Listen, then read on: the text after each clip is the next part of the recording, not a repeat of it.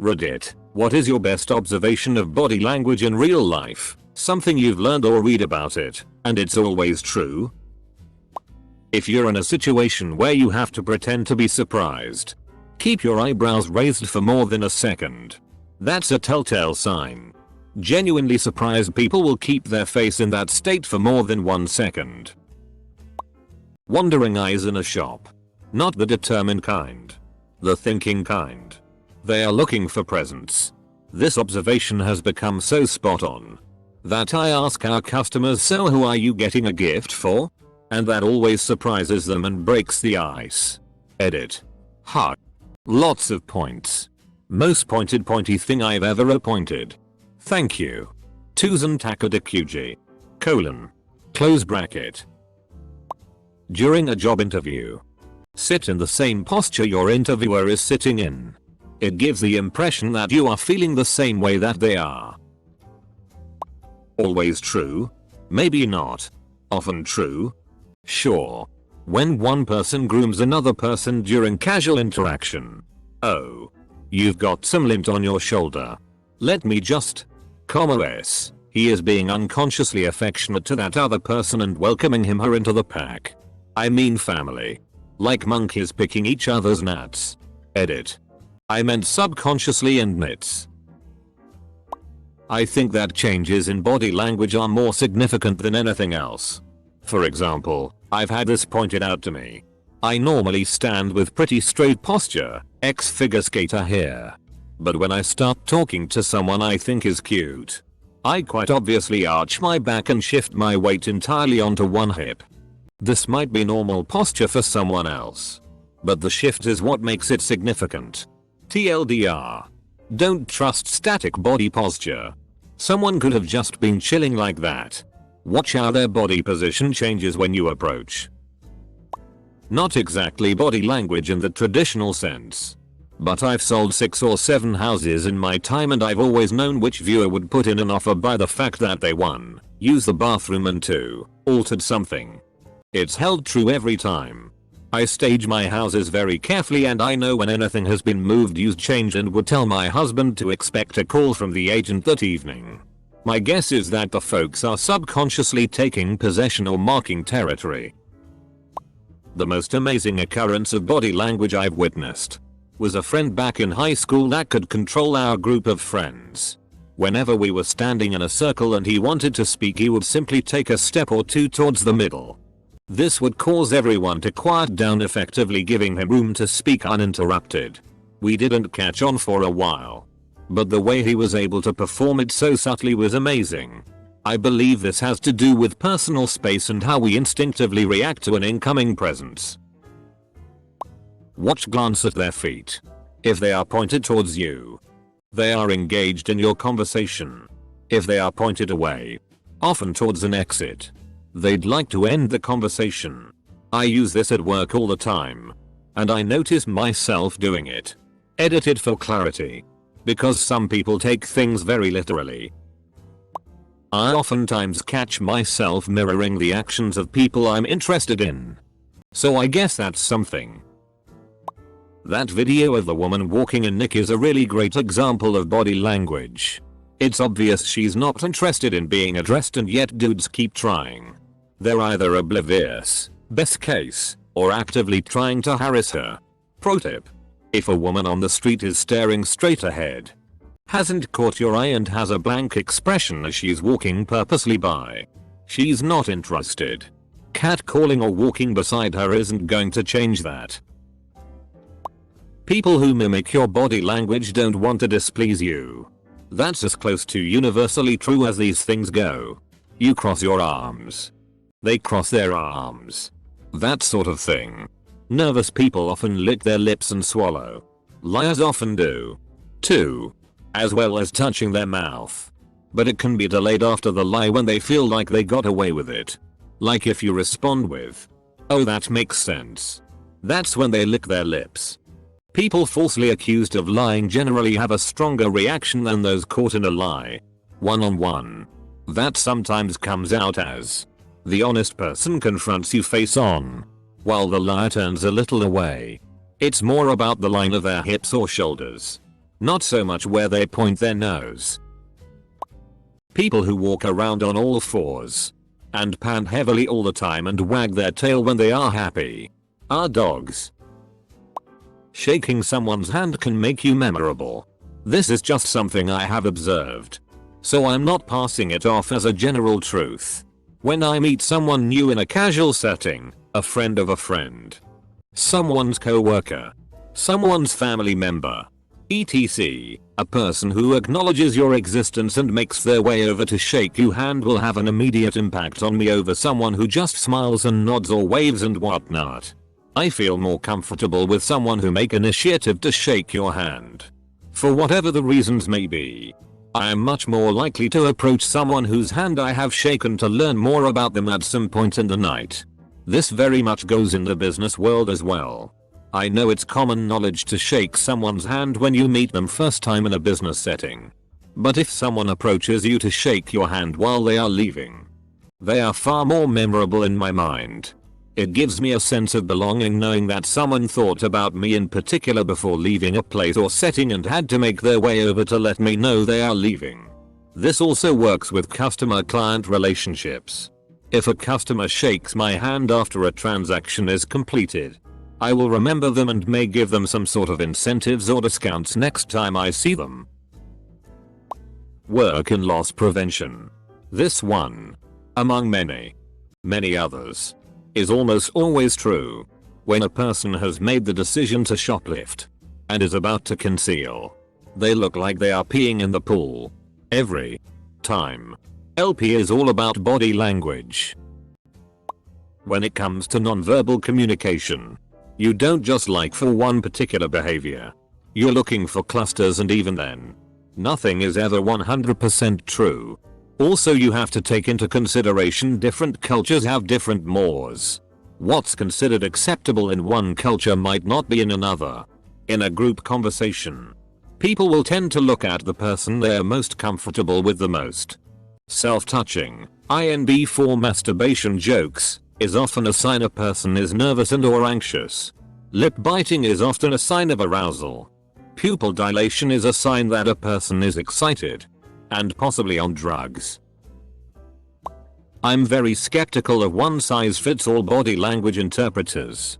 I do think that individuals have tells, but it varies from person to person. I had a teacher that was a former cop. He pointed out that a person in a normal state of mind will swing their arms slightly while they move or walk. Angry people have a tendency to hold their arms at their sides and not move them. To me, the absolutely most important thing I've learned about body language is that it has to be taken into context. What else are they doing?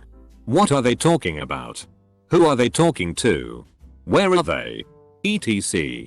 When first starting to observe it, it's easy to take one gesture, posture, expression and go look. Crossed arms. That equals defensiveness. Or whatever. But that's only one part of an equation. If body language is an actual language, then crossed arms is just one word. You can't figure out what someone is saying by looking at just one word. You gotta look at the whole sentence. I discovered this one on my own, though I probably wasn't the first. This works for girls and guys. When someone suddenly sees someone they find attractive, the first thing they usually do is fix their hair. They usually can't stop themselves. It's an instinctive thing. Like, oh, someone hot. Go to look fly. Double quote. So next time you're walking about and someone fixes their hair right when they first see you, they're attracted to you. Women do touch their hair when talking to a guy they're interested in. I do it all the time when talking to the guy I like ATM. In a group, whenever someone cracks a joke and the group laughs, the first person any group member, look at is who they're most comfortable, closest, most attracted to. Almost always. Edit. It appears someone beat me to it. Gosh darn it. Fish paste. Tartar sauce. Barnacles. Apparently this is very common in girls. Not sure about guys. You can tell somebody wants to or is thinking about kissing you because they are constantly glancing from your lips to your eyes. If someone is farting a lot and looks uncharacteristically uncomfortable, then they probably need to poop soon. If someone hugs you and pats you on the back simultaneously, they are uncomfortable with hugging you. If they're asleep and you're watching them, don't be scared if they randomly move a limb or their breathing pattern changes.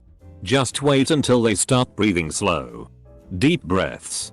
If they take an audible, loud breath, abort mission and ktfo. Even if they open their eyes, they might not be conscious enough for the first few seconds to register an image. Though you may be screwed regardless. Nothing will stop a startled wake up, though. Preface. I don't know about always true because it may be confirmation bias. I've found that talking to girls while sitting down, if their legs are crossed towards you, example, you're on her left, her right leg is over her left leg, or legs uncrossed, they're genuinely interested in chatting and supposing you don't goof up giving you their phone number. If they cross them away from you, they're not, and better luck next time. I work in one of the busiest retail store in the world. Policy dictates I can't share where on social media, but when I am on the front doors welcoming people and generally helping them with their dumb questions, you get pretty good at picking the painful long interactions out. As we have to welcome everyone, I raise my voice slightly and talk in a booming deep set voice. Hi, welcome to. They get out alphaed hard and don't want to talk to me. I then take great pleasure in watching them ruin one of my co-workers' day. If I think they would actually enjoy talking to me, I make myself look dumb as tea and they walk straight past. I wish my roommate would learn that me walking away from him and to my room means it's the end of the goddamn conversation. Stop bringing new tea up or starting a new story. Mothefka will keep telling me new tea despite me having disappeared into my room. I don't even act interested, the dude just can't not talk. If you see a guy walking down the street and he awkwardly lifts one leg up higher than the other repeatedly, he is trying to peel his sack off of his inner thigh without alerting whomever he is with. We mostly do this when we are with women or family. If we are around other guys, no fucks given. Watch where feet are directed. In a group conversation, a person will direct their feet to the person they are attracted most interested in. If a person feels uncomfortable, their feet will be directed to the nearest exit. Late to the party, and this will probably get buried, but I found that those who are lying tend to literally get shifty. Like, they'll start fidgeting. And when they talk, they tend to throw in a lot more detail in their explanation stories than the conversation would normally warrant. The character Walter White from Breaking Bad is a phenomenal example of this. Most people are pretty bad liars. People who have been lying for a while, though, tend to be a lot smoother about it. Someone mentioned body language clues being generally true but not universal. I suffer fairly bad anxiety in public spaces. I've been told by friends that I look angry as I walk down the street. I have received looks from security staff in shops, maybe in my head, because of the anxiety etc. as I walk around the store looking shifty and darting my eyes everywhere until I settle down. I think I look everything but nervous. I'm sure most people have a more general character and you can assume body language for them, but a good 10% must have less typical personality traits that affect their body language. I'm kind of the quiet, reserved guy, and I love watching people while I'm hanging out with them. Seeing a person's look of defeat or frustration at another person over something they just said, or the look people get when they are trying to be condescending to me. I also enjoy the shifty-eyed, jaw-tightening look people get when they are judging someone else, or those sideways glances two people will give each other thinking no one else sees them. So much fun catching that stuff. If you are having a conversation with a girl and some guy just comes in and interrupts the conversation, don't stay. In fact, walk away. If the girl doesn't like that guy, she will automatically come looking for you. People will always revert back to someone they trust or are interested in. If the person is facing towards you or away while speaking, usually it's an easy indicator to see if they're still interested in continuing the conversation. The slightest hesitation on answering or deflecting of a question. When people either want you to shut up or they want to leave, they will tend to smile a lot and they have a sudden interest in what you're saying. all while formulating a plan on how to tell you to FCK off. You know you've gained trust and rapport with someone when you notice they start mirroring you. Sit in the same position. Lean the same way.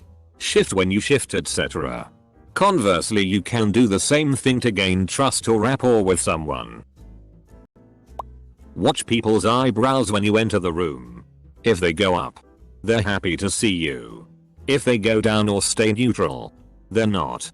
It's one of those things that is almost impossible to fake, because the way it happens naturally can't really be mimicked. Best that always works. The way their body is directed. You can look at feet, legs, shoulders, whatever. Look at the direction their body is going in. Towards you equals good.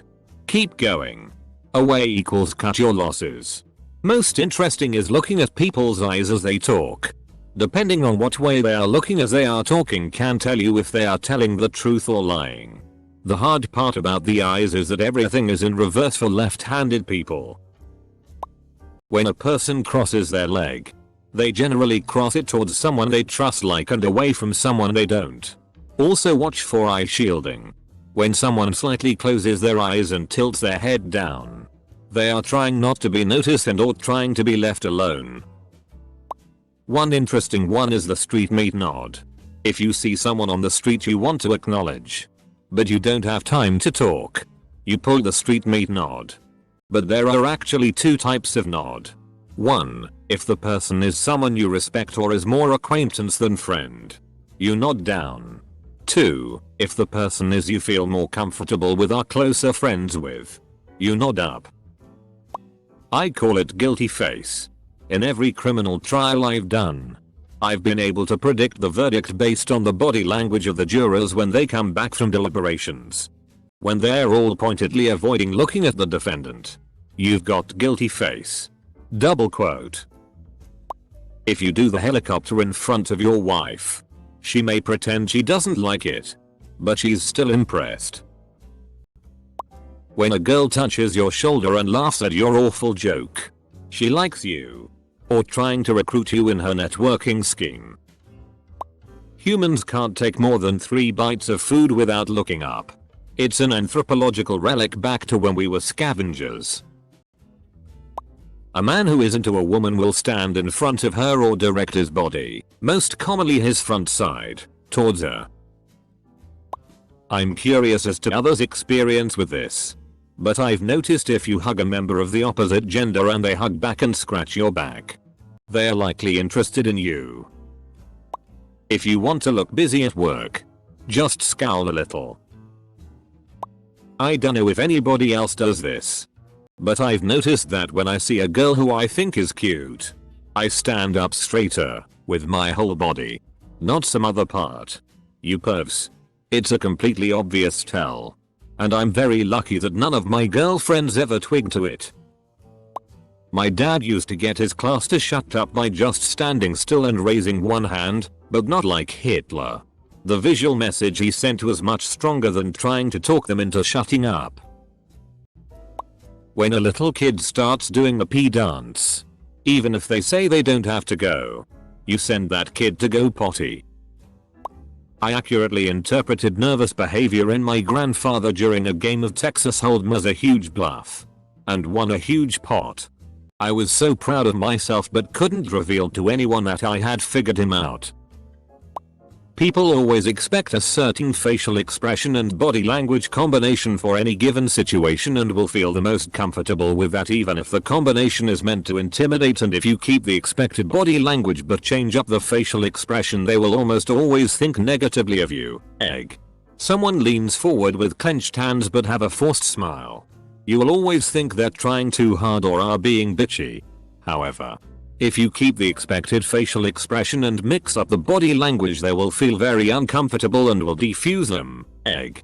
When someone is on a high horse and chastising you they're expecting you to glare, be tense, and lean forward as if you're about to confront them, but if you maintain the glare while looking as relaxed as possible they interpret it as you thinking they're wasting your time and that you do not take them seriously. You know that little offering gesture people make toward you after they pop a breath mint? Except the breath mint. If found this to be almost 100% accurate, if a girl's is conscious, that is a pretty sure sign she doesn't want to have sex with me. I live in Japan and you can't believe how much I understand because of body language. I don't know much Japanese but I can understand by context in generally similar scenarios in English etc. This post makes me want to watch Lie to Me again. Then after one episode I remember why it was cancelled. When you walk into a room, if someone looks at you and continues to look at you, they may be interested. Or you look funny. Not sure which. Want to find the most intelligent person in the room without even having to talk to them? Watch their eye movement. Intelligent people have a lot of eye movement, as they're constantly evaluating everything going on around them. Lip chewing usually indicates nervousness, stress, anxiety, or fear. When I'm in a stressful situation or really anxious scared, I bite holes into my mouth. When I see others doing the same, it's usually for the same reason. They say that if you subtly mirror someone's actions, it helps build rapport with them. The key word being subtly. If you copy everything they do right in front of them, it'll just creep them out. I've found mirroring to be more useful as an empathy building tool. Mirroring by itself is just one facet of this rapport building. Body follows mind and vice versa.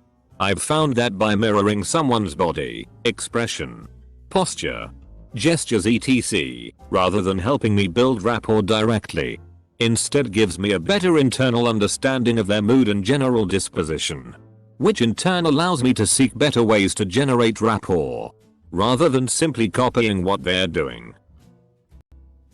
I read once that this is why a lot of pubescent girls fold their arms. They are completely insecure about body language in light of the radical changes they're undergoing.